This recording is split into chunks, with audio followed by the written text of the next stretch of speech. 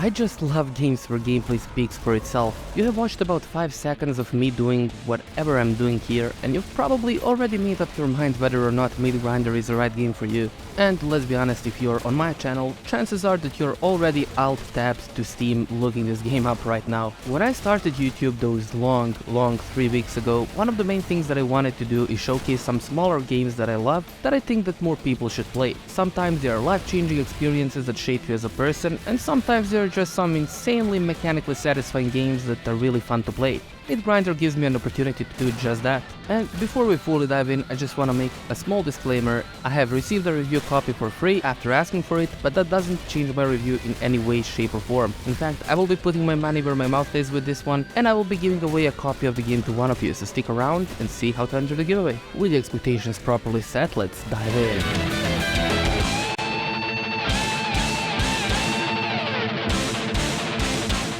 When you're a small team that is developing a game, the biggest sin that you can commit is making it about everything. Adding systems and features that expand the game to do as many things as you can think of instead of keeping focused on the original idea and polishing it to be as fun as possible. Luckily, Vampire Squid does exactly that. From the credits you can see that they are just a team of 2 guys, and the game that they have made with that firepower is incredible. They have asked themselves and answered a simple question of what if retro shooter but cluster truck? And it works freaking magnificently. Every weapon and feature has a clear purpose to enhance the game's core vision of absolute insanity that MEATGRINDER's premise is. Besides all the trucks and the weapons, the core mechanic of the game is that as long as you move forward, your heart rate increases, and the higher the heart rate, the faster you regenerate your health and gain focus. So instead of playing carefully and being too worried about taking chip damage, the game tells you to jump right in.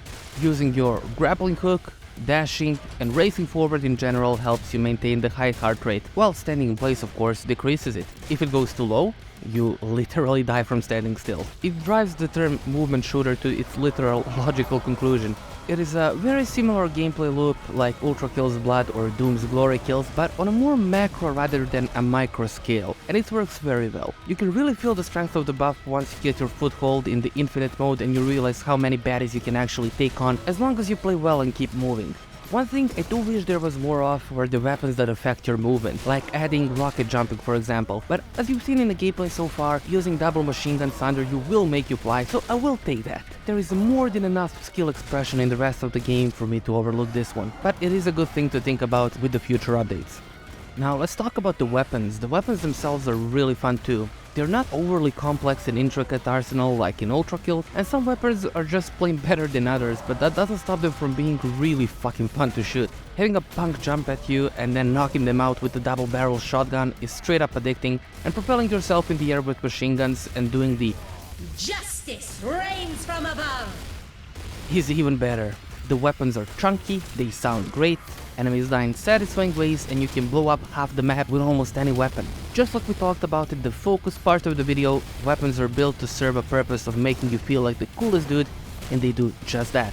If I were to levy a criticism at the weapons besides wanting a few more movement options, it would be to have a double variant of the weapon share the overheat bar with a single one. As it stands right now, if you overheat your rockets for example, you can just whip out the alternate version of them and keep firing away. It is a minor complaint, and the fun of this game doesn't really come from weapons being balanced but the sheer insanity of gameplay, but if the overheat bar is there to limit usage of a single weapon, it would make sense to make them share a cooldown. And speaking of insanity, I would insanely appreciate you dropping a like if you're enjoying the video so far. And now for the giveaway. In exactly a week's time, I will select a random comment from the comment section of this video. Comment about your favorite moment in a retro or a retro-inspired shooter, and I will select one of you to win this game directly from me. It can be anything that comes to mind. For example, for me, my favorite memory was playing Quake Champions back in the first closed beta, where I was constantly playing in the lobbies filled with professional Quake players.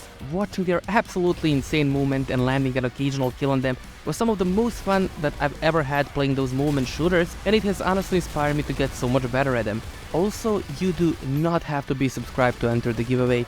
Sub if you like the content and you want to find some new games to play through my reviews, but otherwise just feel free to drop a comment and you will be eligible to win. It is gonna be completely random and by chance. And one more thing, if you are interested in playing and can't afford $10, I would really encourage you to buy it on your own. because the game is just made by two guys and they do deserve the support for the amazing game. I would literally pay $10 just for this soundtrack. Now back to the review. We're gonna talk about level design next. While some levels are more fun than the others obviously, I do need to commend the way that Vampire Squid has approached level design. Every single level is basically a set piece after a few warm-up levels, and the chaos keeps cranking up higher and higher until by the end you're basically using your grappling hook to dive through the debris of a falling plane or something. Just look, I don't know. There is also a level in a giant desert worm's mouth, and infinite levels also look gorgeous. Another really fun thing is that every level, especially a bit later on, has some sort of a main theme or a gimmick, so none of them really feel the same, and that is a huge achievement. I will say that some of the levels don't work too well. I have two in mind in particular, but considering how short they are and that I like to have the developers actually take risks and sometimes miss rather than not doing anything interesting, those two levels are really not a big deal in the grand scheme of things. And finally, the negatives. Even though I do love this game and it's made just by two developers, and I would buy it again in an instant, I do focus on consumer advocacy here on the channel too. So here are the things that could deter you from enjoying the game. These are also suggestions for the developer to fix in the future. Number one is that you cannot rebind keys for individual weapons, so you have to use the default key binding. You can change everything else except the weapons themselves, and I really hope that they fix that one because lots of players have specific key binding layouts that they like to use, including me.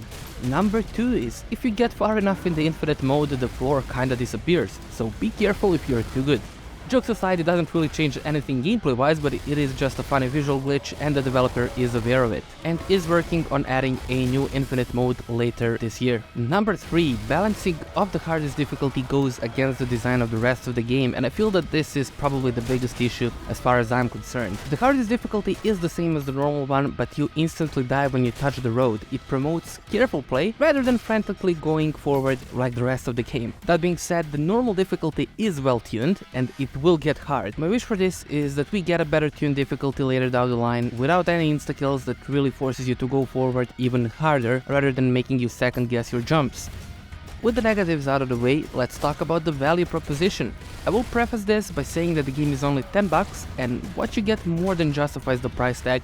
As far as I'm concerned, soundtrack itself is worth $10. You can realistically beat the main campaign in about an hour or so, and what it includes are 19 crazy set-piece levels and a lot of free playability, since you do get to keep all the weapons when you replay the campaign, which means that it's even more fun the second and the third time around.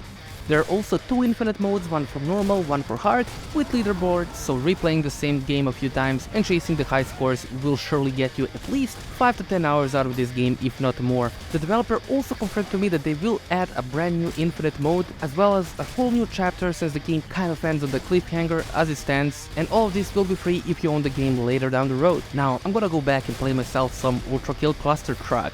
Thank you very much for watching. My name has been Acencial and I will see you next time.